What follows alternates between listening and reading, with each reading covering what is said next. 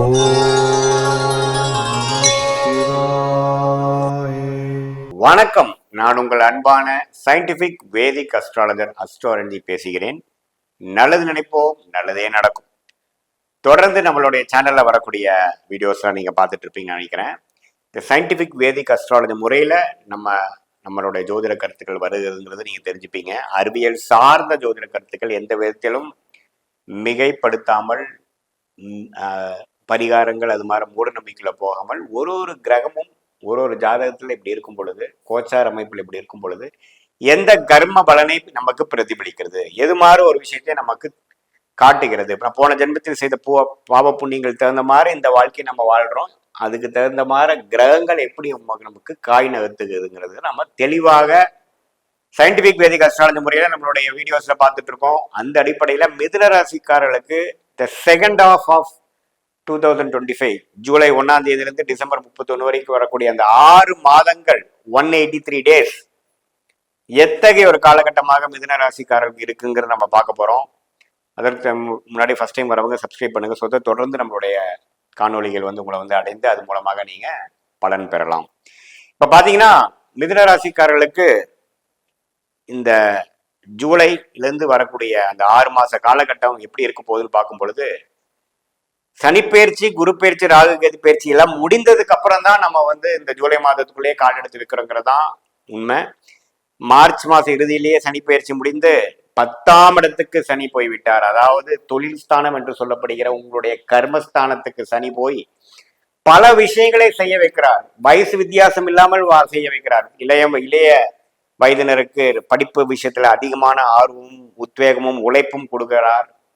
இதே கொஞ்சம் நடுத்தர வயதினர், ஒரு இளம் வயதினர், 25-30 வயசு இருக்கிறவங்களுக்கு வேலை விஷயத்துல அதிகமான உழைப்பு, வருமானத்துக்காக அதிகமா உழைப்பு, வேலை நம்மளோட கரியரை எப்படி செதுக்கலாங்கிறதுக்காக ஒரு உழைப்பு, அதெல்லாம் பண்ண வைக்கிறார். அதே சமயத்துல ஒரு மிடில் ஏஜ் 35-45 இருக்கிறவங்க ஒரு விஷயத்துல இருந்து இன்னொரு விஷயம் எப்படி மாறுறது, எப்படி ப்ரொமோட் ஆகுறது, அடுத்த லெவலுக்கு எப்படி போறது, தொழில் அடுத்த லெவலுக்கு எப்படி கோருவது, கடன்ல இருந்து எப்படி மீள்றது அப்படிங்கிற கர்ம பலனை அப்படியே டெய்லி நாம ராத்திரி பகலாக சாட்டர்டே சண்டே எதையுமே பார்க்காம மைண்ட் ஃபுல்லா வேலை வேலை, எப்படி ஜெயிக்கிறது, அலையிறது, பிசினஸ் எப்படி க்ரோ பண்றது, எப்படி வேலையில ஜெயிக்கிறது, நமக்கு கொடுத்த வேலையை எப்படி சிறப்பா செய்யறது, எப்படி இந்த வாழ்வாதாரத்தை பிரச்சனையிலிருந்து மீண்டு வர்றதுங்கிறதே அதிகமா கொடுக்கக்கூடிய ஒரு பாவம் பாத்தீங்கன்னா 10ஆம் பாவத்துல சனி வருவது. மிதுன ராசிக்காரங்க அதிகமா உழைக்க வேண்டிய ஒரு காலகட்டத்துக்குள்ள என்டர் ஆயிட்டீங்க.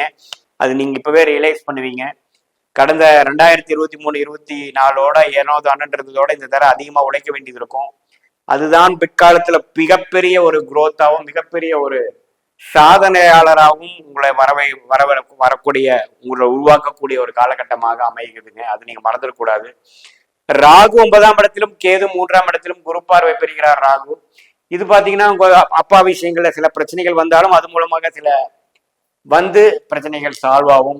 இளைய சகோதரருக்கும் சில பிரச்சனைகள் சால்வ் ஆகும். இதெல்லாம் ஒரு பொது பலன் தான் ஒழிய உங்களுடைய மெயினான விஷயம் பாத்தீங்கன்னா நம்ம அதிலே சொன்ன மாதிரி வேலை, அது மாதிரி விஷயங்கள். அப்புறம் லக்னத்திலேயே, அதாவது ராசியிலேயே குரு வருவதனால இதுவரை விரயங்களும் ஏனோ தானனும் டிராவலிங்க அலைச்சல்கள், தேவையற்ற சில விஷயங்கள் இதெல்லாம் செய்ததெல்லாம் கொஞ்சம் அடங்கி நீத்து போய் இப்ப பாத்தீங்கன்னா உங்களுக்கு மைண்டுக்கு நீங்க என்ன செய்யணும், நீங்க என்ன பண்ணி நீங்க வாழ்க்கையில ஜெயிக்கணும், உங்களோட கிளாரிட்டி என்ன, நீங்க உங்களோட குறிக்கோள் என்ன, நம்ம இது வரைக்கும் என்னென்ன தவறுகள் செய்தோம் எல்லாமே பல் போட்டு எரிய வைக்கக்கூடிய ஒரு அமைப்பு தான் குரு ராசிக்குள்ள வருவது.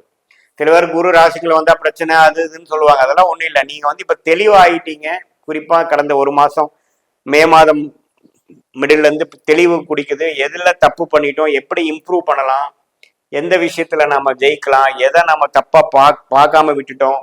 மாணவர்களுக்கும் பாத்தீங்கன்னா இன்னும் கொஞ்சம் நல்ல இம்ப்ரூவ்மெண்ட், மெமரி பவர், எது எப்படி போய் எப்படி ஜெயிக்கிறது, நம்ம இந்த விஷயத்தை அடையறதுக்கு நம்ம எப்படின்னா படிக்கணும், எங்க போய் படிக்கணும், காம்படிட்டிவ் எக்ஸாம்ஸ் கிளியர் பண்றவங்களுக்கு ஒரு கிளாரிட்டி, ஹையர் ஸ்டடிஸ் போறவங்களுக்கு ஒரு கிளாரிட்டி, விசாக்காக எதிர்பார்த்து வெளிநாடு போறவங்களுக்கு ஒரு அமைப்பு, அதில் எப்படி பிளான் பண்ணி எந்த யூனிவர்சிட்டி அப்ளை பண்ணணும், அதெல்லாம் ஒரு நல்ல அமைப்பு.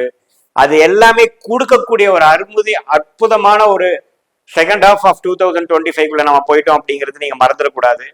அதே சமயத்துல திருமணம் ஆகாம தடைகளா இருக்கிறவங்களுக்கு டக்குன்னு ஒரு நல்ல வரன் அமையிறது, பங்குதாரர்கள் கிடைக்காம கஷ்டப்படுறவங்களுக்கு ஒரு நல்ல ஒரு கூட்டாளி கிடைக்கிறது. இது மாதிரி எல்லாத்துக்குமே ஒரு வாழ்க்கையில ஒரு அளவுக்கு எல்லாமே ஒருங்கிணைத்து வந்து அது மூலமாக ஒரு நம்ம ஜெயிக்கக்கூடிய பர்சனல் லைஃப்லயும் ப்ரொஃபஷனல் லைஃப்லயும் ஜெயிக்கக்கூடிய அமைப்புகள் வருது. அதே மாதிரி சீனியர் சிட்டிசன் இது வரைக்கும் பாத்தீங்கன்னா ஹாஸ்பிட்டல் செலவுகளா பண்ணிட்டு இருந்தவங்களுக்கு ஓரளவுக்கு நோய் அடங்கி நோய் எது மாதிரி ஒரு ட்ரீட்மெண்ட்டுக்கு சரி வருதுங்கிறது தெரிந்து அதுக்கு தகுந்த ஒரு நல்ல ரூட்ல நல்ல டாக்டர் கண்டுபிடிச்சு கரெக்டா போகக்கூடிய அமைப்புகளுக்கு டைம் வந்துருச்சு அப்படிங்கறத நம்ம தெரிஞ்சுக்கலாம்.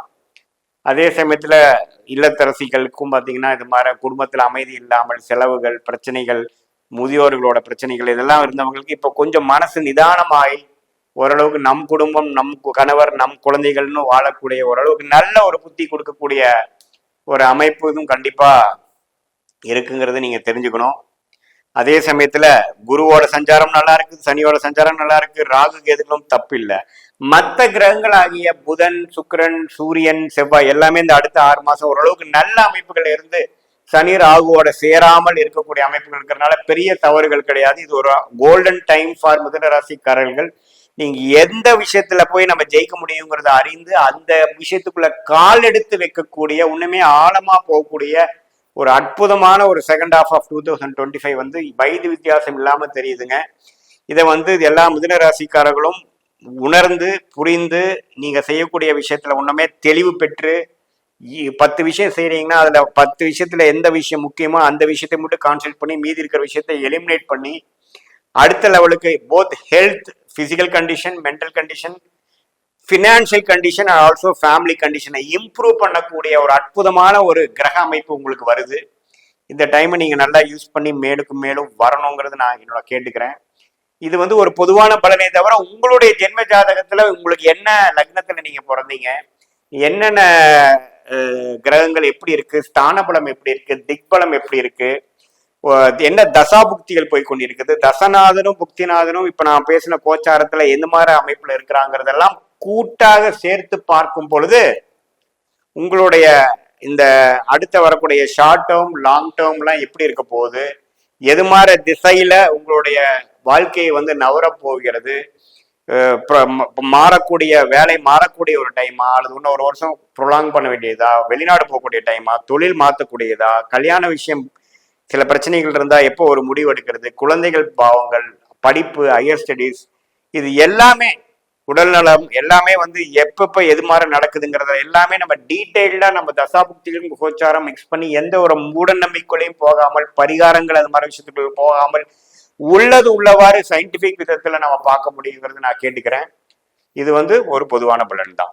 மீண்டும் மற்றொரு காணொலியில் நாம வந்து சந்திப்போம். நன்றி, வணக்கம்.